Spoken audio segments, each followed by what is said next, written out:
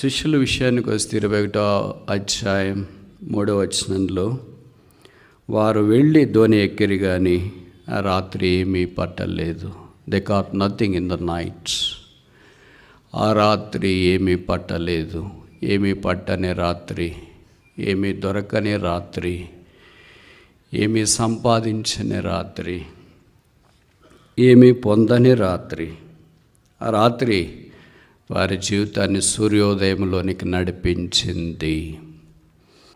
ఆ రాత్రి అనే దాని గురించి ఒక 5 విషయాలు బైబిల్ని ఆధారం చేసుకుని మనం పరిగెరుకోవటానికి ప్రయత్నం చేస్తాం. ఆ రాత్రే లేకపోయింటే ఈ శిష్యుల సంగతి ఏమైండేది? ఆ రాత్రే లేకపోయింటే పాత నిబంధనలో కొంతమంది భక్తుల జీవితాలు ఏమైండేది? మెట్టుకు మనకు ఆ రాత్రి ఉందా లేదా? ఆ అనేది ఇది చిన్నది కాదు, పెద్దది. పెద్ద దీర్ఘం తీసినారు. ఈ దీర్ఘం ఎక్కడి దాకా వెళ్ళిందంటే లూకాసు సువార్త దాటి, మార్క్ దాటి, మత్తయి దాటి, ప్రవక్తలను దాటి, పెద్ద ప్రవక్తలను దాటి, చరిత్ర దాటి, అలాగే ఇశ్రాయేల్ చరిత్ర దాటి ఆదికాండము దాకా వెళ్ళింది. సరే, అక్కడి నుండి ప్రస్తావించబడిన ఆ రాత్రులు చాలా ప్రస్తావించబడ్డాయి. కానీ సమయార్థబాటును బట్టి ఒక 5 మాత్రం మనం చూడటానికి ప్రయత్నం చేస్తాం. ఇవన్నీ మీకు తెలిసిన లేఖన భాగాలే, మరలా జ్ఞాపకం చేసుకోవడం ఆవశ్యం. మొదటిది నిర్గమకాండం 12వ అధ్యాయం 12వ వచనం. Exodus chapter 12 verse 12. That night. ఏంటి ఆ రాత్రి? నిర్గమకాండం 12వ అధ్యాయం 12వ వచనం. నిర్గమకాండం 12వ అధ్యాయం 12వ వచనం. Exodus chapter 12 verse 12. ఆ రాత్రి నేను ఐగుప్తు దేశమందు సంచరించి ఐగుప్తు దేశమందుల మనుషులలోనే కానీ జంతువులలోనే కానీ తొలి సంతతి ఎంతయో హతము చేసి ఐగుప్తు దేవతలందరికీ తీర్పు తీర్చేదను. నేను యెహోవాను. ఆ రాత్రి, దట్ నైట్ ఆఫ్ సాల్వేషన్, రక్షణ తీసుకొని వచ్చిన ఆ రాత్రి, that night of the people of Israel, ఇస్రాయేలీలు అనుభవించిన ఆ రాత్రి. ఇది మనకు పరిచయము. 430 సంవత్సరాల బానిస బ్రతుకుల్లో సంఖ్యలలో మగ్గిపోతున్న ఇశ్రాయేలు ప్రజలను విడిపించుట కొరకై దేవుడు తన అనాదికాల సంకల్పాన్ని బట్టి తన దాసులైన అబ్రహాం, ఇస్సాకు, యాకోబులకు అనుగ్రహించిన వాగ్దానము చొప్పున కాలము సంపూర్ణమైనప్పుడు మోషేను పంపించి ఫరో ఎదుట నిలువబెట్టించి, లెట్ మై పీపుల్ గో, నా ప్రజలను పోనిమ్మని కేక వేయటం ద్వారా దేవుని ప్రజలన్నీ ఇశ్రాయేలీయులు బయటికి రావాలని దేవుడు సంకల్పించాడు. ఆ సంకల్పాన్ని అనుసరించి బయటికి రావటం కొరకే దాదాపు అద్భుతాల కార్యాలన్నీ జరిగించిన తర్వాత ఇప్పుడు ఒక రాత్రి వచ్చింది. ఆ రాత్రి 430 సంవత్సరాల్లో ఏ రాత్రి అలాంటి రాత్రి కాదు. కష్టపడిన రాత్రులు ఉండొచ్చు, ఇబ్బంది పడిన రాత్రులు ఉండొచ్చు, కన్నీరు కార్చిన రాత్రులు ఉండొచ్చు, వేదనకరమైన రాత్రులు ఉండొచ్చు, ఆపసోపాలు పడిన రాత్రులు ఉండొచ్చు, కానీ విడుదల పొందిన రాత్రి ఏ రాత్రి కాదు. ఆ రాత్రే that night of redemption, that night of salvation. ఆ రాత్రి దేవుడు మోషే ద్వారా ఆజ్ఞాపించింది ఏంటంటే, ప్రతి ఇంటికి అవసరమైన నిర్దోషమైన ఒక గొర్రెపిల్లను సిద్ధం చేసుకుని ఆ గొర్రెపిల్లను సాయంకాలం వధించి దాని రక్తాన్ని వారి గుమ్మం యొక్క నిలువ కమ్మీలకు, అడ్డ కమ్మీకి రక్తాన్ని ప్రోక్షించాలని దేవుని ఆజ్ఞ ఇది.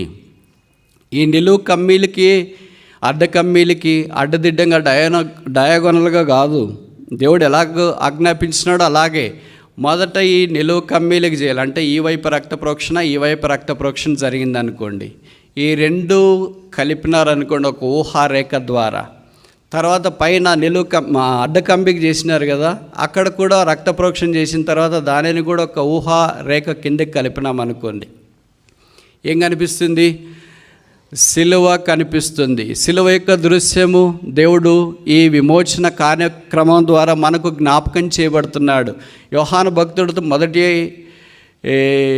అధ్యాయం యోహాను సువార్తలో ప్రస్తావించినట్లు, behold the lamb of God that taketh away the sin of the world. లోక పాపములను మోసుకొని పోవు దేవుని గొర్రెపిల్లని ప్రవచనము నెరవేర్చబడక మునిపే దేవుని గొర్రెపిల్లని యేసుక్రీస్తు ప్రభువారు ఇశ్రాయేలీల విమోచనలో భాగమై దాగి ఉన్నాడంటే తప్ప ఆ సిలువకు లోపటున్న వారు ఎవరున్నారో వారి దగ్గరికి మానసంహారకుడు రాకుండా దాటిపోయాడు. ఆ గుమ్మానికి బయట ఎవరున్నారు? ఎవరు ఆ రక్త ప్రోక్షణకు వెలపట్టున్నారు? ఎవరు ఆ శిలువ దృశ్యానికి వెలపట్టున్నారు? వాళ్ళు ఎలాంటి వాళ్ళైనా ఉండొచ్చు. వాళ్ళు ఇశ్రాయేలీలు ఉండొచ్చు, ఐగుప్తీలు ఉండొచ్చు, నాయకులు ఉండొచ్చు, గొప్పవారు ఉండొచ్చు, బలశాలు ఉండొచ్చు, ధనవంతులు ఉండొచ్చు, శ్రేష్ఠులు ఉండొచ్చు, శ్లాఘనీయమైన వారు ఉండొచ్చు, అందచందాలు కలిగిన వారు ఉండొచ్చు, పేరు ప్రఖ్యాతులు ఘనతలు కలిగిన వారు ఉండొచ్చు. అయితే మానసంహారకుడు వారి దగ్గరికి ప్రవేశించి క్షుణ్ణంగా వారిని మృంగివేసినాడన్న సంగతి మనకి ఇలాగే అర్థం అవుతుంది. ఎవరు బలహీనులైనా, దరిద్రులైనా, దీనులైనా, సామాన్యులైనా, పేదలైనా ఆ రక్తానికి వెలపట్టున్నారు, ఆ గుమ్మానికి లోపట్టున్నారు, ఆ సిలువకు లోపట్టున్నారు. వారిని మానసంహారకుడు తాకుండా మరణం దాటిపోయింది. దాన్నే పాస్ ఓవర్, దాటిపోవుట అని అంటారు. అలాగే కొత్త నిబంధనలోనికి మనం వచ్చిన తర్వాత యేసుక్రీస్తు ప్రభువారు కూడా మన పాపములన్నీ భరించుట కొరకై కల్వరి కొండ మీదకి వెళ్ళక మునుపు అప్పగించబడి ఆ రాత్రి గెత్సేమనే తోటలోనికి వెళ్ళి ఆ పాత్ర తీసుకొని, ఇది మన కొరకు ఆయన తాగబోయే పాత్రని జ్ఞాపకం చేసుకొని తను తాను అర్పించుకొని ఆ రాత్రి అప్పగించబడి ఉదయకాలమున శిలువ దగ్గరికి కొనిపోబడ్డాడు. యేసుప్రభు యొక్క శిలువ పాపాత్ముడైన మానవుని కొరకే దేవుడు ఏర్పాటు చేసిన అనాదికాల విమోచన మార్గం. No cross, no redemption. శిలువ లేకపోతే విడుదల లేదు. No cross, no salvation. శిలువ లేకపోతే మనిషినికి రక్షణ లేదు. మనిషిని రక్షణ అవసరం ఏముంది? మనుషుడు పాపం చేసి దేవునికి దూరం అయిపోయాడు. అదే పాత నిబంధన అంతా గోచరిస్తుంది. అందుకే ఆదికాండం పాత నిబంధనలో మొదటి పుస్తకం 3వ అధ్యాయం 9వ వచనంలో దేవుడైన యెహోవా ఆదామును పిలిచి, ఆదామా నీవెక్కడ, ఏడం వేర్ అర్దావు, అవ్వా నీవెక్కడని అడగలేదు, సర్పమా నీవెక్కడని అడగలేదు, సింహమా నీవెక్కడున్నావు, పులి నీవెక్కడున్నావు, నక్క నువ్వెక్కడున్నావు, కుక్క నువ్వెక్కడున్నావు, పంది నువ్వెక్కడున్నావు, పక్షి నువ్వెక్కడున్నావు. No, God is not mindful about all the rest of the creation, but is mindful about the creation who was formed in his own image. దేవుడు తన సొంత రూపంలో తయారు చేసి తన చేతులతో ఎత్తుకొని మాంసపు ముద్ద కాకమునిపే మట్టి ముద్దలో నుండి మహిమైశ్వర్యం తీసుకురావడానికి ఆ మట్టి ముద్ద నాసికారంధ్రములోనికి జీవవాయువుది జీవాత్ముడైన ఏ మనుషుడయ్యాడు? ఆ మనుషుని దగ్గరికి దేవుడు వెళ్ళి, Adam where are thou, what a love it is. తన రూపంలో తయారు చేసిన మనుషుని విషయమై దేవునికి అంత పట్టింపు ఉంది. అందుకే మనిషిని వెంట దేవుడు పడ్డాడు. ఎక్కడున్నావు, ఎక్కడున్నావు, ఎక్కడున్నావు, ఎక్కడున్నావు. కొత్త నిబంధనకు వచ్చిన తర్వాత కొత్త నిబంధనలో మొదటి పుస్తకం ఆదికాండం 2వ అధ్యాయం 2వ వచనంలో మనుషుడు దేవుని వెంట పడ్డాడు. బైబిల్ సెలవిస్తుంది, the magus came to Jerusalem and asked the king, where is he that is born king of Jews. యూదుల రాజుగా పుట్టిన వాడెక్కడా? మేము ఆయనను పూజింపవాలి. Where is he, where is God, where is God, where is God, where is God. పాత నిబంధనలో దేవుడు ఏమన్నాడు? Where is man, where is man, where is man. మనుషుడు ఎక్కడ, మనుషుడు ఎక్కడ, మనుషుడు ఎక్కడ అన్నాడు. కొత్త నిబంధనలో మనుషుడు ఏమన్నాడు? దేవుడు ఎక్కడ, దేవుడు ఎక్కడ, దేవుడు ఎక్కడ అన్నాడు. మరి ఇద్దరు ఎదుగుతా ఉంటే కలిసే మార్గం ఏంటి? అదే ఈ బైబిల్ ప్రబోధించే ఆధ్యాత్మికమైన సంగతి. యెరూషలేముకి అల్లంత దూరాన్న కల్వరి కొండ మీద లోకరక్షకుడు మన పాపంలో కొరకై శిలువ మీద వేలాడినప్పుడు పిలాతు యోహాను 19:19 చెప్పబడింది, Jesus of Nazareth the king of juice. నజరేయుడైన యేసు యూదులకు రాజు. మత్తయి 2:2 ఏంటి? Wear is he that is born king of Jews. యూదుల రాజుగా పుట్టినవాడు ఎక్కడా? సత్రములో మాత్రమే కాదు, ఇంట్లో మాత్రమే కాదు, దోణిలో మాత్రమే కాదు, కొండ మీద మాత్రమే కాదు, అక్కడంతా ఆయన సంచరించిన మన రక్షణకు సార్థకత కాదు. కానీ ఆయన శిలువ మీదకి వెళ్ళాడు. ఇప్పుడు దొంగలు, ద్రోహులు, పడిపోయిన వారు, చెడిపోయిన వారు ఆయన శిలువ దగ్గరికి వచ్చినారు. యేసు, నీవు నీ రాజ్యంలోనికి వచ్చినప్పుడు నన్ను జ్ఞాపకం చేసుకో. పాపాత్ముడైన మనుషుడు, పరిశుద్ధుడైన దేవుడు కలిసిన ఏకైక స్థలం కల్వరి కొండ. ఇప్పుడు ఇద్దరు కలిసి ఎక్కడికి వెళ్ళారు? యేసుప్రభు దొంగత అన్నాడు, today thou shalt be with me in paradise. నేడు నీవు నాతో కూడా పరదైస్లో ఉండవు. This is the climax of the Bible. This is the meaning of salvation. రక్షణ అంతర్యం ఇదే. రక్షకుడు మనకు ప్రబోధపరిచే ఆధ్యాత్మికమైన ప్రేమ ఆర్జించినాం ఇదే. That night of salvation. రక్షణ సిద్ధపరచబడిన ఆ రాత్రి నువ్వు దేవుణ్ణి కలుసుకోకపోయినా, ఎన్ని సంవత్సరాలు ఇలాగొచ్చినా, హ్యాపీ న్యూ ఇయర్ అయినా అది పెదవుల మీద ఉంటుంది కానీ హృదయంలో కాదు. They got nothing on that night. ఆ రాత్రి వారు ఏమీ పట్టలేదు. రెండవ ఆ రాత్రి, సెకండ్ దట్ నైట్, ఆదికాండం 32వ అధ్యాయం, Genesis chapter 32, 21, 22, verse 21 and verse 22.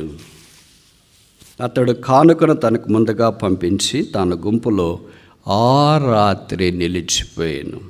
22, ఆ రాత్రి అతడు లేచి తన 2 భార్యలను, తన 2 దాసులను, తన 11 మందిని పిల్లలను తీసుకుని బోకరేవు దాటి పోయాను. That night of Jacob. యాకోబు కలిగిన ఆ రాత్రి. 32వ అధ్యాయం ఆదికాండం యాకోబు జీవితంలో మలుపు రాయి, ఉద్ధరించబడినదే సందర్భం. యాకోబు దేవుని ఆజ్ఞకు విధేయత చూపించి తన మామగారైన లాబాను ఇంటి నుండి మంద మార్బల్యముతో, కుటుంబ సమూహముతో, దాసులతో, పరివారంతో, దేవుడిచ్చిన ఆస్తితో బయలుదేరి దేవుడు తనకు ప్రత్యక్షమైన స్థలంలోనికి పరుగులు తీస్తున్న దినం అది. ఒక సందర్భం వచ్చింది, రాత్రి అయిపోయింది, ఏసే వస్తున్నాడని తెలిసింది. ఆయన ఎలాగ ఎదుర్కోవాలో అర్థం కాలేదు. 400 మందితో వస్తున్నాడు. ఆయనకు తను ఇంతకుముందు చేసిన మోసం గుర్తొచ్చింది. చంపబోతాడేమో అని తలంచుతూ వచ్చినాడు. ప్రాణం భయం చేతి ఏం చేయాలో దిక్కుదోచక రాత్రి నిలిచిపోయాను. మన జీవితాల్లో కూడా చాలా సందర్భాలు ఇలాంటివి వచ్చినాయి. ముందుకు సాగలేక, వెనక్కి వెళ్ళలేక, కుడిపైపు వెళ్ళలేక, ఎడంవైపు వెళ్ళలేక అక్కడే నిలబడిపోయిన రాత్రి. ఆ తర్వాత వచనాల్లో యాకోబుని గురించి రాయబడుతూ వచ్చింది, ఈ was left alone that night. ఆ రాత్రి యాకోబు ఒక్కడే మిగిలిపోయాను. అంత పరివారం ఉంది, ఒక్కడైపోయాడా? భార్యలు ఉన్నారు, దాసులు ఉన్నారు, దాసులు నాన్నలు ఉన్నారు, ఆస్తి ఉంది, సంపద ఉంది, కుమారులు ఉన్నారు, అందరూ ఉన్నారు. బట్ ఈ was alone. Today the greatest problem of human being is not poverty but loneliness. మనిషిని యొక్క గొప్ప సమస్య ఏంటంటే దరిద్రత, పేదరికం కాదు, ఒంటరితనం. ఒక్కళ్ళే అయిపోయాం. అదేంటి ఒక్కళ్ళు అయిపోయారు? పెళ్ళైంది కదా, పిల్లలు ఉన్నారు కదా, కుటుంబం ఉంది కదా. కుటుంబం అంతా ఉన్నట్లే ఉంటుంది. భర్త, భార్య, పిల్లలు అందరూ ఒకే గదిలోనే ఒకే రూఫ్ కిందే ఉన్నట్టుంటారు. బట్ వారి పరిస్థితి వచ్చినప్పుడు ఎవరికి చెప్పుకోలేక ఒక్కరే ఆ రాత్రి అలాగే మిగిలిపోతున్నారు. అలాగే ఒక్కరిగా మిగిలిపోయిన ఆ రాత్రి ఒక్కడు యాకోబును దర్శించినాడు. ఆ ఒక్కడే దేవుడు.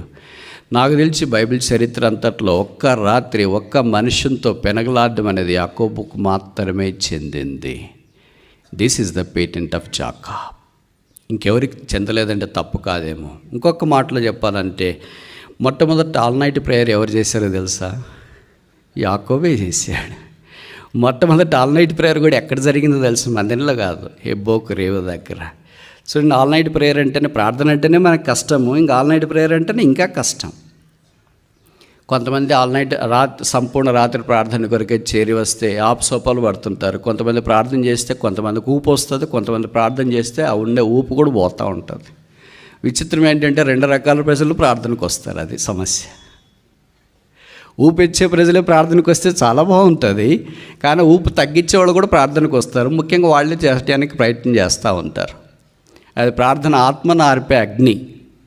ప్రార్థన ఆత్మను రగల్పే అగ్ని వేరుగా ఉంటుంది, అది దైవాగ్ని. మనం కొంతమంది కలిసి వచ్చినప్పుడు ప్రార్థన కొరికే వాక్యము, పాటలు, తర్వాత ప్రోత్సాహం, ఇతరుల ప్రార్థనలు ఇవన్నీ జరిగినా కూడా మనం కూర్చోవాలంటే, మోకరించాలంటే ఇబ్బందిగా ఉంటుంది. ఇంకా అటు ఇటు బయటకు వెళ్ళడానికి ట్రై చేస్తూ ఉంటాం. మధ్య మధ్యలో టీస్ సప్లై చేస్తూ ఉంటారు. ఎన్ని చేసినా ఎప్పుడు తెల్లవారుతుంది అంటారు. తెల్లవారిందని యాకోబుకి తెలియలేదు. ఇక్కడ who told him that it was dawning. ఎవరు చెప్పారు ఇది తెల్లవారబోతుందని? దేవుడే చెప్పాడు, తెల్లవారుచున్నది కనుక నన్ను పోనిమ్ము. అంటే ఈ was mesmerised by the presence of God. దైవ సాన్నిధ్యంలో మునిగిపోయినాడు. మనం పక్కన వాచ్ పెట్టుకుంటే ఎన్నిసార్లు చూస్తామో లెక్కేలేనన్నిసార్లు చూస్తాం. ముఖ్యంగా ఆల్ నైట్ ప్రేయర్ అంటే ఎన్నిసార్లు చూస్తాం. చూస్తూనే ఉంటాం. ఎప్పుడు వదులుతారా. అలాగే ఎప్పుడు తెల్లవారుతుంది ప్రార్థన ఎప్పుడైపోతుందని చూస్తూ ఉంటాం. యాకోబు అలాగే చూడలే. దేవుడే చూసేసి యాకోబుతో అన్నాడు, యాకోబు ఇంక టైం అయిపోయింది, తెల్లవారిపోతుంది, మరి వేరే వాళ్ళు వీళ్ళు వచ్చేస్తారు, బాగుండదు కదా, మనం నువ్వు ప్రార్థన చేసేది వాళ్ళకి కూడా తెలిసిపోద్ది, కనుక నువ్వు వెళ్ళిపోతే మంచిది, నేను కూడా వెళ్ళిపోతా అన్నాడు. What a intimate, personal, penetrating, powerful, pious relationship it is. ఎంత ఆధ్యాత్మికమైన ధన్యకరమైన వ్యక్తిగతమైన పరిచర్య భాగం ఇది. ఆ రాత్రి యాకోబు జీవితంలో లేకపోయింటే యాకోబు ఇంత గొప్పవాడైండేవాడు కాడేమో. ఆయన పేరున ఒక జనం, ఆయన పేరున ఒక దేశం, ఆయన పేరు దేవుడు కూడా పెట్టుకోవటానికి పక్కన యాకోబు దేవుడు అని ఇష్టపడుతూ వచ్చినాడు. దేవుడు అలాగ మార్చడానికి ఆయనకి హేతు దట్ నైట్ ఆఫ్ సప్లికేషన్, ప్రార్థన చేసిన ఆ రాత్రి నా జీవితంలో లేకపోయింటే అనేది ఎప్పుడైనా మనకు అనిపిస్తుందా? రాత్రి పడకెళ్ళక మునిపే నిద్ర వస్తూ ఉంటుంది. 365 రోజుల్లో ప్రార్థన చేసింది చాలా తక్కువ అనుకుంటా, ఫోన్లో మాట్లాడిందే చాలా ఎక్కువ అనుకుంటా, దేవునితో మాట్లాడిందే తక్కువ అనుకుంటా, సాతంతో మాట్లాడిందే, మనుషులతో మాట్లాడిందే ఎక్కువ అనుకుంటా. ఇలాంటి మనల్ని దేవుడు ఆశీర్వదిస్తాడని అనుకోవడం న్యాయమా? మూడవది చూస్తామా? సమూయేలు 2వ గ్రంథం 7వ అధ్యాయం. అయితే ఆ రాత్రి యెహోవా వాక్కు నాతానుకు ప్రత్యక్షమై సెలవిచ్చినదేమనగా, దట్ నైట్ ఆఫ్ నాతాన్, నాతాను ఆ రాత్రి.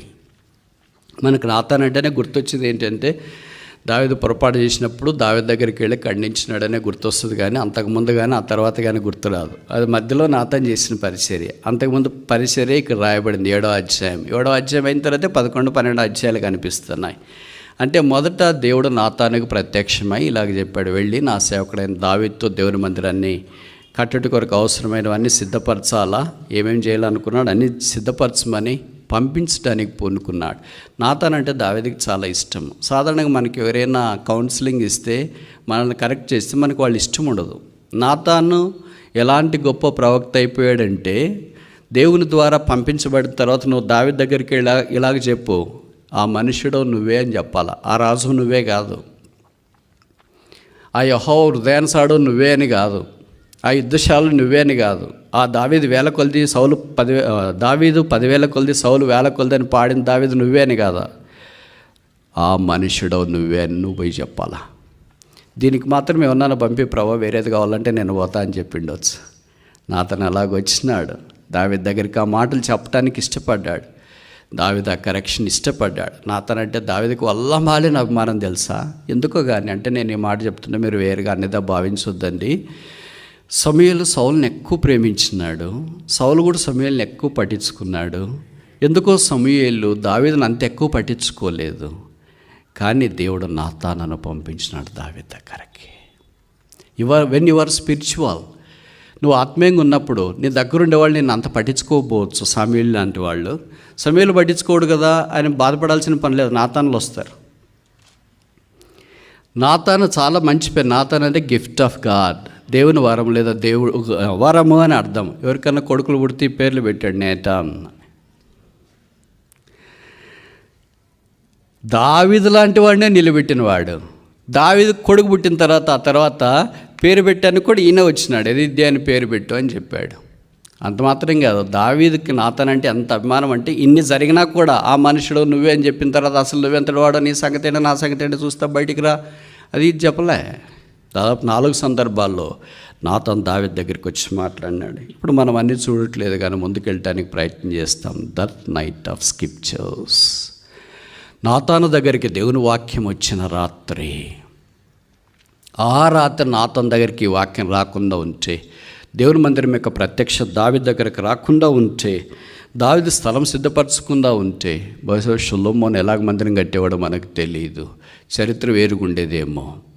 దేవుడు ఒక ఘనమైన కార్యము, ఒకటో దినవృత్తాంతాలు 29:1-2 ఉంది కదా, కట్టబో ఆలయం మనుషుని కాదు దేవుడైన యెహోవాకు గనక ఈ పని బాగా నా కుమారుడైన సొలొమోను ఇంకా లేత వయస్సు గలవాడై ఉన్నాడు. అలాంటి గొప్ప కార్యం పూనుకుంట కొరకే దేవుడు సొలొమోను వాడుకున్న అద్వితీయమైన సంగతి అసాధారణం. సొలొమోను కంటే గొప్పవాడు ఇక్కడున్నాడు, నాతాను కంటే గొప్పవాడు ఇక్కడున్నాడు, ఆయన యేసుక్రీస్తు ప్రభువు. కనుక దేవుని వాక్యము నాతాను రూపంలో పాతకాలం వచ్చింది, ఇప్పుడు కొత్త కాలంలో ఎలాగొచ్చింది? ఆది యందు వాక్యం ఉండెను, వాక్యము దేవుడై ఉండెను, ఆ వాక్యము శరీరధారిగా మన మధ్య నివసించెను. బైబిల్లో రాయబడింది, యెహోవా వాక్యం అన్న నామము గలవాడు, ఆయన పేరు యేసుక్రీస్తు ప్రభువారు. యేసు ప్రభువే దేవుని వాక్యము అని మనకు పరిచయం. అందుకే వాక్యమైన దేవుడు హెబ్రీ పత్రిక 1:1 ప్రకారం పూర్వకాలం అంతా మన పితరులతో నానా రకములుగా మాట్లాడిన మన దేవుడు ఇప్పుడైతే తన కుమారుని ద్వారా మనతో మాటలాడెను. కనుక యేసు ప్రభువే దేవుని వాక్యమై ఉన్నాడు. దేవుని వాక్యాన్ని అనుసరించడానికి మనము ఇష్టపడకపోతే దేవుని వాక్యాన్ని వినట్లో బహుశా అర్థం లేదేమో. అందుకే యాకోబు దీన్ని ఇంకా చాలా కఠినంగా రాస్తూ వచ్చినాడు. దేవుని వాక్యం వినవారు మాత్రమై ఉండి మిమ్మల్ని మీరు మోసపరచుకొనక, only hearers are the deceivers but doers of the word of God are a blessed people. అయితే దేవుని వాక్యం విని ఆ ప్రకారం చేయటానికి ఇష్టపడేవారు ధన్యులైన వారు అని బైబిల్ మనకు సెలవిస్తుంది. దట్ నైట్ ఆఫ్ నాతానుకు కలిగిన ఆ రాత్రి దేవుని యొక్క వాక్య ప్రత్యక్షత టాక్స్ అబౌట్ స్క్రిప్చర్స్, వాక్యాన్ని గురించి మాట్లాడుతుంది. 4వ చూస్తామా? దినవృత్తాంతాల 2వ గ్రంథం 1వ అధ్యాయం 7వ వచనం. దినవృత్తాంతాల 2వ గ్రంథం 1వ అధ్యాయం 7వ వచనం. ఆ రాత్రి యందు దేవుడు సొలొమోనుకు ప్రత్యక్షమై, నేను నీకు ఏమి చేయకూడదునో దాన్ని అడగమని సెలవేగా. ఆ రాత్రి యందు దేవుడు సొలొమోనుకు దట్ నైట్ ఆఫ్ సాలమన్, సొలొమోను యొక్క ఆ రాత్రి దేవుడు ఆయనకు ప్రత్యక్షమైన సంగతి వాక్యం ద్వారా మనకు జ్ఞాపం చేస్తూ ఉన్నాం. సొలొమోనును దేవుడు సిద్ధపరిచింది తన ప్రజలను పరిపాలిస్తూ చారిత్రాత్మకమైన దేవునికి ఆలయముగా కట్టాలని దేవుని యొక్క సంకల్పం. That night of Solomon talks about the sanctuary building, పరిశుద్ధ మందిరం, దేవుని ఆలయాన్ని కట్టే దాని గురించి మనకు జ్ఞాపం చేస్తుంది. దట్ నైట్, ఆ రాత్రి సొలొమోను ఏం చేశాడో ఆ తర్వాత సంగతులు ముందు వచనాల్లో గ్రంథస్థం చేయబడుతూ వచ్చినాయి. 1000 దహన బలులు తీసుకుని వచ్చి దేవునికి అర్పించినాడు. 1000 అర్పించాలని వాళ్ళు చెప్పారు. మామూలుగా 1-2 కదా, 1-2 మనలాంటి వారికి స్టేజ్కి తగినట్లు ఉంటుంది కదా. మీరు డ్రెస్ వేసుకుని ఉంటారు, 10,000 10 లక్షలు ఎంతైనా ఉంటుంది, స్టేజ్కి తగినట్టు ఉంటుంది. కనుక బలి అర్పించేది కూడా పక్షులు అర్పించవచ్చు, పావురాలు అర్పించవచ్చు, గొర్రెపిల్ల అర్పించవచ్చు, కోడదూడ అర్పించవచ్చు, 1 కాదు 1000 అర్పించవచ్చు. 1000 ఎందుకంటే సొలొమోనుకి చాలా తెలివి ఉంది కదా, దేవుడికి 1000 నంబర్ అంటే చాలా ఇష్టం. అందుకే బైబిల్లో రాయబడింది కదా, నీది మంది రావడంలో 1 దినము గడుపుట 1000 దినముల కంటే శ్రేష్టము, 1 దినం ఆయనకు 1000. ఇవన్నీ బాగా సొలొమోనుకు తెలుసు కనుక 1000 అంటే దేవుడికి ఇష్టమైన నంబరు. ఒక్కసారిగా స్టార్ట్ చేస్తాం. 1000 దహనబలులు తెచ్చేటప్పటికే దేవుడు సొలొమోనుకు ప్రత్యక్షమై ఆ రాత్రి. మనం దేవుడికి ఇష్టమైనది ఏమని చేసినట్లు గుర్తుందా ఎప్పుడైనా? అయిష్టమైనవి చేసింది లెక్కే లేదు, నెంబర్ ఆఫ్ టైమ్స్. నేను దేవుని యొక్క సైకాలజీ, దేవుని యొక్క వర్చ్యూ, దేవుని యొక్క క్యారెక్టర్స్, దేవునికి దగ్గరగా ఉన్నవాళ్ళు మాత్రమే తెలుసుకుంటారు. దాంట్లో సొలొమోను ఒకడు. అందుకే తెలుసుకున్నాడు, 1000 అర్పించినాడు. ఇప్పుడు దేవుడు ఆయనకు ప్రత్యక్షమైనాడు. ఈ ప్రశ్న అడిగినాడు, what will thou have me to do? నేను నీ కొరకు ఏం చేయాలా, నేను నీకు ఏమి ఇవ్వాలని కోరుతావు? ఇలాగ నేను అడగొచ్చా? ఈ ప్రశ్న యేసుప్రభువు వారు లేదా దేవుడు బైబిల్ ఎంతమందికి వేసాడు? 2కే. బైబిల్లో ఆధ్యాత్మికమైన విశ్వాస వీరులు కోకొల్లలు, ఆదికాండం మొదలుకొని ప్రకటన గ్రంథం దాకా. కానీ 2కి దేవుడు ఈ ప్రశ్న వేసినాడు. పాత నిబంధన అంతా ఒక్కళ్ళకే, కొత్త నిబంధన అంతా ఒక్కళ్ళకే. పాత నిబంధన ఒకే ఒక వ్యక్తి సొలొమోనుకు మాత్రమే ఈ ప్రశ్న వేశాడు. ఆదాము దగ్గరికి వచ్చి, ఆదామా నీకేం కావాలంటే, ఏం లేదు ప్రభువా, తోట మధ్యలో ఉన్న చెట్టు ఫలం తినేస్తా అని అంటాడేమో. అందుకే దేవుడు ఆదాము దగ్గరికి పోయి పొరపాటును కూడా ఈ ప్రశ్న వేయలే.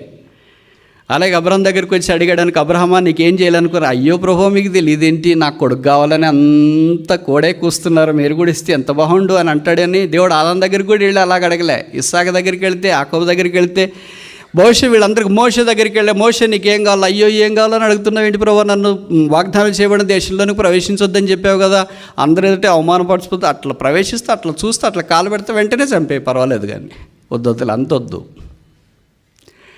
యెహోషువ దగ్గరికి వచ్చిన, అలాగే దావీదు దగ్గరికి వచ్చిన, దావీదు నీకేం కావాలా, దేవుడు యెషయాని కానీ తర్వాత దావీదుని కానీ ఇలాంటి వారిని అడగలేదు నీకేం కావాలని.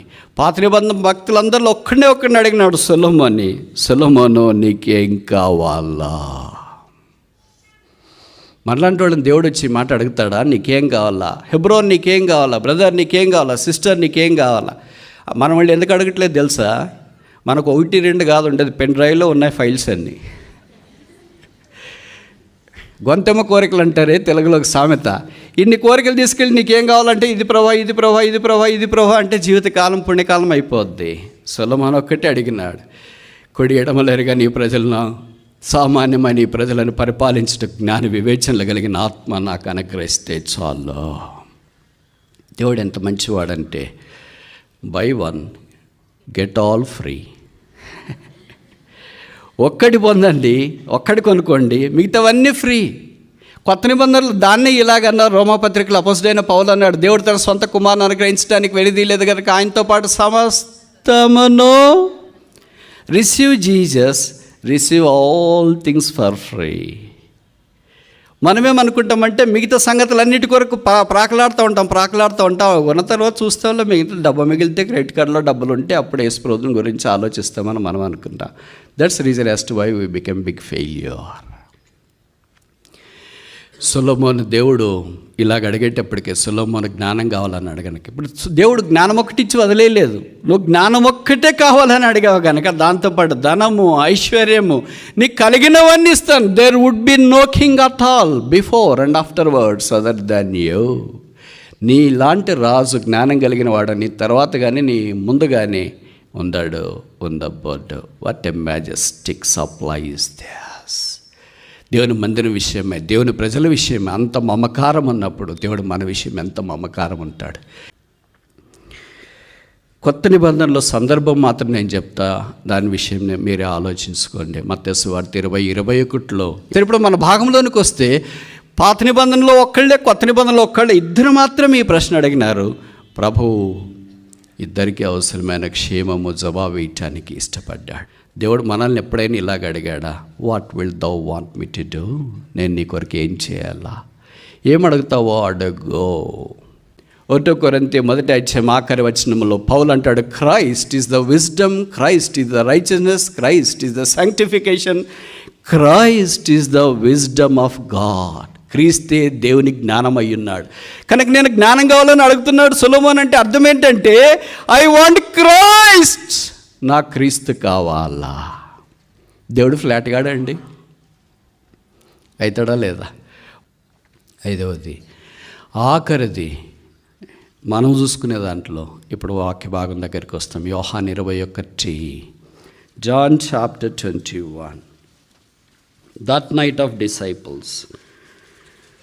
21:3 వారు వెళ్ళి ధోని ఎక్కిరిగా నా రాత్రి ఏమీయో పట్టలేదు. That night of disciples, that night of service, పరిచర్య కొరకై వచ్చిన రాత్రి. ప్రభుని సేవించాలని ఏదో కొద్దిగా అట్లా స్లైడ్ అయ్యారు, స్లిప్ అయ్యారు, లూప్లోకి వెళ్ళిపోయారు. కానీ లూప్లో ట్రైన్ మళ్ళీ మెయిన్లోకి వస్తుంది, స్కిప్ అయిన వాళ్ళు మళ్ళీ మెయిన్లోకి వస్తారు. బైబిల్లో రాయబడింది, పడిపోయిన వారిని ఉద్ధరించేవాడు ఆయనే. ప్రభు అలాగ ఉద్ధరించకపోతే ఇది నేను ఇక్కడ ఉండను, మీరు ఇక్కడ ఉండరు, బైబిల్ చరిత్రే ఉండదని అనుకుంటే తప్పు కాదేమో. పడిపోయిన వారందరినీ ఆయన లేవనెత్తడానికి వచ్చినాడు. పేతురు నీళ్ళలో మునిగిపోతున్నప్పుడు ప్రభువా లార్డ్ సేవ్ మీ, సింపుల్ ప్రార్థన. అక్కడ దెబ్బకి సెట్ అయిపోతాడులే సావని, ఇంకోళ్ళు వస్తారని ప్రభు అనుకునంటే ఇది నన్ను క్రైస్తవ లోకం యొక్క చరిత్ర భిన్నంగా ఉండేది కాదు. Lord wants Peter, Lord wants John, Lord wants James, Lord wants all the band of disciples. ప్రభు వారికి పేతురు, యాకోబు, యోహాన్లు ఆయన శిష్యులు 7 మంది చేపలు పట్టేకి పోతారని యేసు ప్రభు వారు ఎన్నుకున్నప్పుడే తెలుసు. ఆయన ప్రభువు వారి విషయమై ప్రేమ చూపించినాడు. దట్ నైట్ ఆఫ్ సర్వీస్, ఆ రాత్రి వాళ్ళు ఎంతో ఏదైనా సంపాదించుకోవాలని వెళ్ళారేమో, కానీ బైబిల్లో రాయబడింది, they laboured, they toiled all the night and caught nothing. ఏమీయో పట్టలేదు. ఎప్పుడు అదే రాత్రి ఉంటే మన జీవితాల్లో బహుశా మనం ఇలాగుండమేమో. 3వ వచనమే మన జీవితాల్లో యోహాను సువార్త 21 ఉంటే ఇలాగుండమేమో.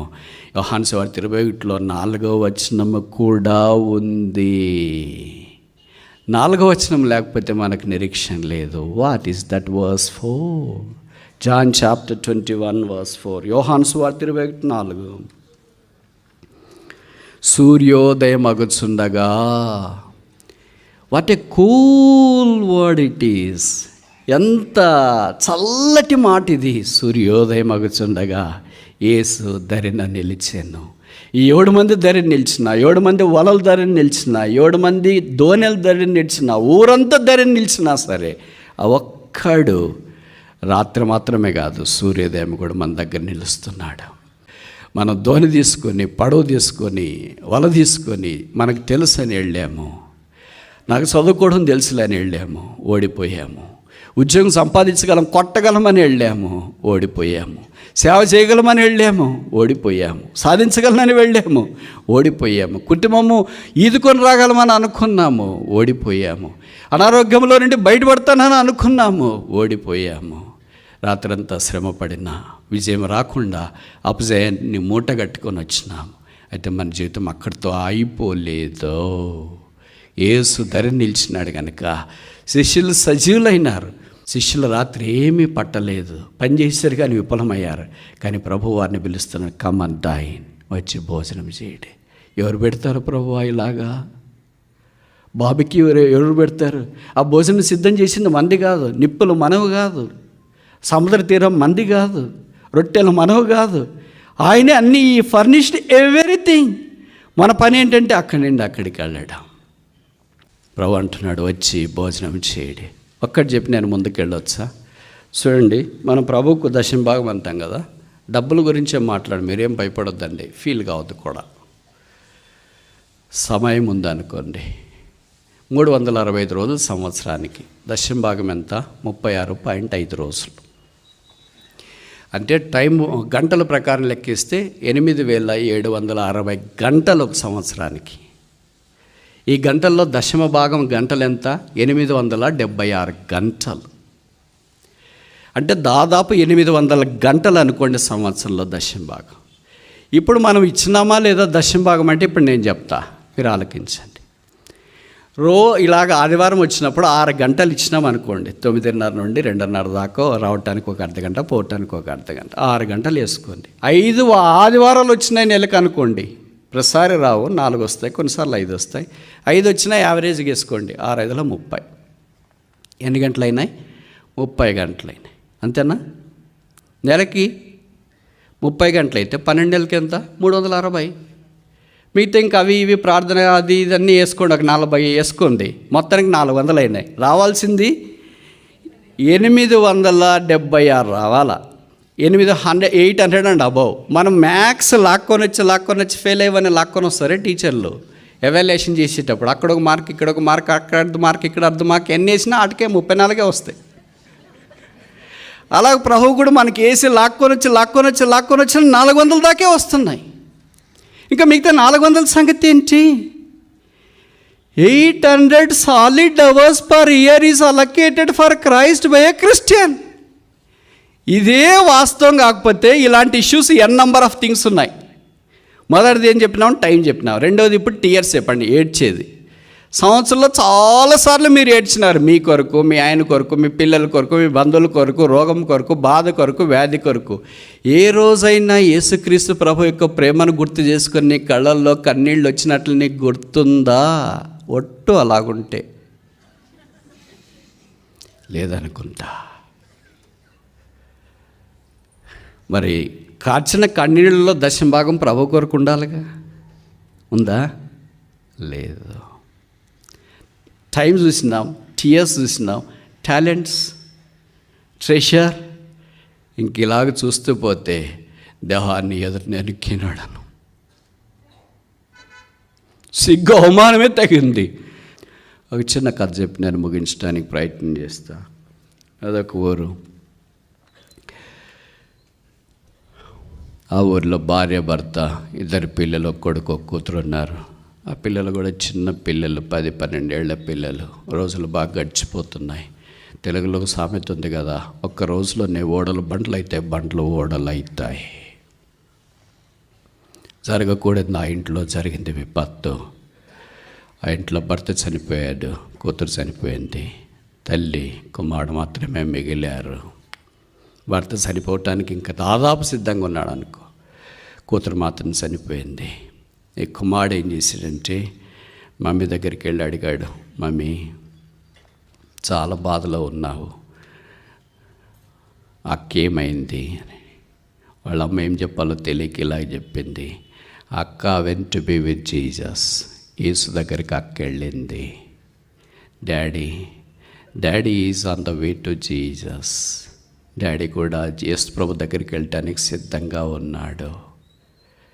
అప్పుడే వాళ్ళ అమ్మతో ఇలాగ చెప్పాడు అమాయకంగా, మమ్మీ నాకు అక్క అంటే చాలా ఇష్టం కదా, అక్కకు ఒక గిఫ్ట్ తీసుకొని వస్తా, ఇష్టమైన ఒక డాల్ బొమ్మ, అది డాడీ ద్వారా అక్కకిచ్చి పంపిస్తాము, యేసుప్రభుతో ఉన్నారన్నారు కదా, నేను ఆ బొమ్మ తీసుకొని వచ్చేదాకా డాడీని యేసుప్రభు దగ్గరికి వెళ్ళొద్దని చెప్పమ్మా. సరే చెప్తానులే అనింది తల్లి. కుమారుడు ఒక 1000 రూపాయలు దాని దగ్గరుంటే డబ్బులు పెట్టుకొని, చిన్నపిల్లాడు ఒక 10 ఏళ్ళు అట్లా, ఒక మాల్కి వెళ్ళాడు తన అక్కకి ఇష్టమైన బొమ్మ తీసుకొని వస్తామని. కుమారుడు వెళ్ళిపోయాడు కదా అని భర్త అప్పటికే కోమాలో ఉన్నాడు. ఆయన చేతులు చేపెట్టింది, మన కూతురు ప్రభు దగ్గరికి వెళ్ళింది, నువ్వు కూడా వెళ్ళటానికి సిద్ధంగా ఉన్నావు, కానీ ఒక చిన్న కోరిక. కొడుకు చెప్పాడు, వచ్చేదాకా నువ్వు వెళ్ళొద్దంట, ఉంటావా? ఆయనకి ఏమో అవగాహన ఉంటే కదా మాట్లాడటానికి, కానీ ఆ ప్రేమ అలా పలికిచ్చింది. కుమారుడు మాల్కి వెళ్ళాడు, ఓ బొమ్మ చూసి కొనుక్కున్నాడు. ఆ క్యాష్ కౌంటర్ దగ్గరికి వచ్చినాడు, 1000 రూపాయలు తన దగ్గర ఇస్తే చెప్పినాడు ఆ కౌంటర్లో ఆయన, ఇది 1500, 1000 రూపాయలకి ఇయ్యము, బొమ్మిడి పెట్టేసి వెళ్ళిపో అన్నాడు. పక్కన ఎవరో మీలాంటి ఆయన ఉన్నాడు, ఆయన సైగ చేశాడు, ఆ పిల్లోడు ఏం అడిగితే అది ఇచ్చేయండి అని. సరే దానికి క్యాష్ కౌంటర్లో 1500 బిల్ వేసి బొమ్మ ఇచ్చేసారు. ఆ తర్వాత ఇంకా వైట్ రోజెస్ కావాలనుకున్నాడు, వైట్ రోజా పుష్పాలు తీసుకున్నాడు. కౌంటర్లో నుండి బయటకు వచ్చిన తర్వాత ఆ డబ్బులు ఇచ్చిన అంకుల్ దగ్గరికి వచ్చి అన్నాడు, బాబు ఈ బొమ్మ ఎవరికి? మా అక్క జీసస్ దగ్గరికి వెళ్ళింది, మా అక్క దగ్గరికి పంపిస్తా. ఎవరు వెళ్తున్నారు మీ అక్క దగ్గరికి? మా డాడీ వెళ్తాడని మా మమ్మీ చెప్పింది. మరి ఈ ఫోటో ఏంటి? ఫోటో ఇది మా అక్క ఫోటో, మా అక్కంటే నాకు చాలా ఇష్టం, మా ఇద్దరం ఉన్నప్పుడుది అక్క ఫోటో కూడా అక్క దగ్గరికి పంపిస్తాం మా డాడీ ద్వారా. మరి ఈ రోజెస్ ఎందుకంటే మా డాడీకి మా మమ్మీ బర్త్డేకి ఇచ్చేది, మా మమ్మీకి కూడా మా డాడీ బర్త్డేకి ఇచ్చేవాడు, అందుకే మా డాడీకి ఇష్టమని ఈ రోజెస్ తీసుకున్నా. ఆయన కళ్ళు చెమ్మగిల్లాయి, అమాయకంగా మాట్లాడుతున్నాడు ఈ పిల్లవాడు అనుకున్నాడు. అక్కడి నుండి నిష్క్రమించినాడు. ఇంటికి వచ్చి వార్తాపత్రిక చూసినాడు. వార్తాపత్రికలు ఏముందంటే, ఒక కారులో భార్య భర్త 2 పిల్లలు వెళ్తుంటే యాక్సిడెంట్ జరిగింది, భర్త కోమాలోకి వెళ్ళిపోయాడు, కూతురు చనిపోయింది, తల్లి కొడుకు మాత్రం మిగిలారు. అప్పుడు ఆయనకు తట్టింది, అయ్యో ఈ పిల్లవాడు వచ్చింది యాక్సిడెంట్లో తప్పించుకున్నవాడేమో, వాళ్ళ అక్క చనిపోయిందని యేసుప్రభు దగ్గరికి వెళ్ళింది అన్నాడు కదా, ఈ అమ్మాయి ఏమో వాళ్ళ డాడీ కోమాలో ఉన్నారన్నారు కదా, ఈయనేనేమో వాళ్ళ అమ్మ ఈయన మాత్రం ఉన్నారన్నారు కదా, వీళ్ళేనేమో అని అనుకున్నాడు. ఆ తర్వాత రోజు న్యూస్ పేపర్లో చూస్తే వాళ్ళ నాన్న కూడా చనిపోయాడు, తల్లి కుమారుడు మాత్రమే మిగిలినారు, ఏదైనా భూస్థాపన ఉందని న్యూస్ పేపర్లో ఉంది. భూస్థాపన కార్యక్రమానికి ఆ బొమ్మ కొనిచ్చడానికి, పూలు కొనిచ్చడానికి డబ్బులు ఇచ్చిన అంకుల్ వచ్చినాడు. భూస్థాపనలో తండ్రి యొక్క కాఫీని దించేస్తున్నారు. ఈ పిల్లవాడు అమాయకంగా నిలబడ్డాడు, మమ్మీ దగ్గరుంది. మమ్మీ నేను వచ్చేదాకా డాడీ ఉండమని చెప్పాను కదా, ఉన్నాడా? ఇదిగో వాళ్ళ నాన్నగారు అలాగే భూస్థాపన కొరకు కాఫీని దించుతూ ఉంటే సేవ పెట్టే అక్కడికి వెళ్ళాడు. డాడీ ఈ ఫోటో అక్కకి ఇవ్వు, డాడీ ఈ బొమ్మ అక్కకి ఇవ్వు, డాడీ నీకు వైట్ రోజెస్ అంటే ఇష్టం కదా, నేను ఇక్కడ పెడుతున్నాను. సమాధిలో నుండి బయటకు వచ్చి నిలబడ్డాడు. అంతలోగా అంకుల్ వచ్చినాడు. ఒక్కసారిగా ఆ దృశ్యం చూశాడు. ఆయన పట్టుకోలేకపోయాడు. కథ కట్ చేస్తే మనల్ని ప్రేమించి మన కొరకై దేవుడు తన కుమారుడిని యేసుని భూమి మీదకి పంపించినాడు. ఆయన అకస్మాత్తుగా చనిపోలేదు. His death was not accidental, but his death was appointment. By appointment ఆయన మరణము మన కొరకై నిర్మించబడింది. అందుకొరకే ఆయన శిలువ మీదకి వెళ్ళి రక్తము కార్చి చనిపోయి సమాధించబడి తిరిగి లేపబడ్డాడు. ఇప్పుడు ఈ పిల్లవాడు ఫోటో ఇచ్చాడు, లిల్లీస్ తెచ్చి ఇచ్చాడు, బొమ్మ తెచ్చి ఇచ్చినాడు. తన నాన్న దగ్గర ఇంతకంటే నేనేమి ఇయ్యలేనని అలాగే నిలబడిపోయాడు. ఇప్పుడు మన కొరకై శిల మీద వేలాడదేయబడిన యేసుక్రీస్తు దగ్గరికి మనం వచ్చి ఏమిస్తామా? వెండి బంగారాలా, వజ్ర వైడూర్య మరకత మాణిక నీళ్ళలు కెంపులు పచ్చలా, 1000 నదులంత విస్తారమైన తైలమా, లెక్కలేనన్ని కోడెదూడలో బలి అర్పిస్తామా? ఏమిచ్చి మన కొరకై శిలువలో ప్రాణం పెట్టి నా ప్రియ ప్రభువును సంతోషపెట్టగలమా? రోమా 12:1-2 ప్రకారము మనలను మనమే ఆయనకు సజీవంగా అర్పించుకోవడం తప్ప మనమేమి ఇవ్వలేమా?